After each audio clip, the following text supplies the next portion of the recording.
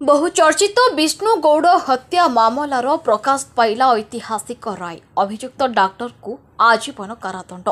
ब्रह्मपुर एक घरोई क्लिनिक रे जड़े महिला नर्स सह त्रिकोणीय प्रेम को नहीं विष्णुगौड़ हत्या मामलें आज राय प्रकाश पाई। डॉक्टर ऋषिकेश त्रिपाठी समेत 3 जन को हत्या मामलें दोषी सब्यस्त कले एडीजी तृतीय राजकुमार दास। डॉक्टर ऋषिकेश त्रिपाठी हस्पिटाल रे काम करुवा अर्थात मृतदेह को नहीं सेठारे पोती थिबा डाक्टरों घरोई हस्पिटाल स्टाफ गंगा बेहेरा और विधान सेठी को भी दोषी सब्यस्त। मुख्य अभियुक्त डॉक्टर ऋषिकेश त्रिपाठी को आजीवन जेल सह 10 लाख जरिमाना और प्रमाण नष्ट करिथिबा 2 जन हस्पिटाल स्टाफ गंगा बेहेरा और विधान सेठी को 2 वर्ष सहित 5,000 जरिमाना। खलिकोट स्थित एक घरोई HDFC बैंक रे एजेंट भावे काम करुवा विष्णुगौड़ 2018 अगस्ट 18 तारिख में घर बाहरी से ब्रह्मपुर स्थित डॉक्टर ऋषिकेश त्रिपाठी क्लिनिक को आसीथिले। एहापरे 19 तारिख में विष्णु तांको पत्नी सकाल 8:50 रे कथा हेबा परठारु आउ तांकर पता मिल नथिला। एने तांको पत्नी ब्रह्मपुर वैद्यनाथपुर थाना रे अभियोग करबा उपरे पुलिस तदंत करिथला। पर सेप्टेम्बर 12 तारिख में तांको मृतदेह बड़ गुमुला स्थित एक पड़ियारू खंड विखंडित मृतदेह मिलिथला। एहापरे पुलिस डॉक्टर ऋषिकेश त्रिपाठी को गिरफ्त करिथला। Bureau report IJB news. एमती कले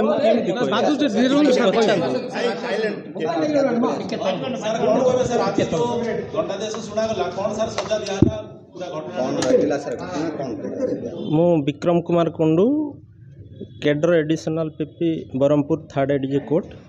आज माननीय तृतीय अतिरिक्त जिला जज बरहमपुर विष्णुगौड़ हत्या मामला रे राय प्रकाश करजंती एवं अभियुक्त ऋषिकेश त्रिपाठी को हत्या अभियोग रे आजीवन सश्रम कारादंड रे दंडित करछंती। दंड देवार आदेश दैछंती एवं 10 लाख टंका जरिमाना देवा पई आदेश दैछंती एवं अन्य 2 जन गंगा बेहेरा और विधान सेठी को प्रमाण नष्ट अभियोग रे 2 वर्ष लेखाएं कारादंड देवाई आदेश दैछंती एवं 5,000 टंका लेखाएं जरिमाना देवाई आदेश दैछंती।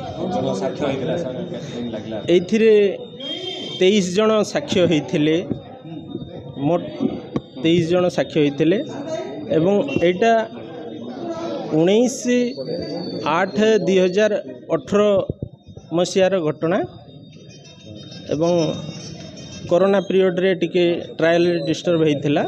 तापरे एबे सेटा स्पीडी डिस्पोजल प्रोसेस रे हैला। माननीय सुप्रीम कोर्टंकर मध्य निर्देश थिला ए केस को तुरंत सारिबा पई। तेणु एटा आज राय प्रकाश पाई। धन्यवाद। एटा तो समस्तंकर नजर थिला जे जने डाक्तर ही सोसाइटी रो सेवा करिवा कथा, समस्तंकर भलो ट्रीटमेंट करिवा कथा, किंतु से डाक्तर ही मध्य जने लोक को एई भली भाबरे जघन्य भाबरे हत्या करथिले। बरहमपुर पुलिस को मध्य धन्यवाद देवा कथा। से माने सेते बेले एटा 22 दिन खोलताड़ करिबा परे जाई कि डेड बॉडी उद्धार हिथिला।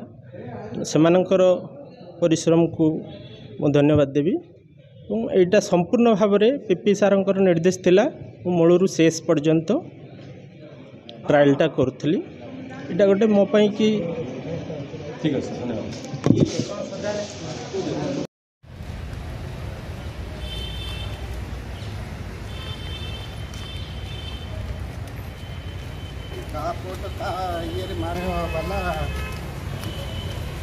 आउ जनकर केस रे मो फोटो मारी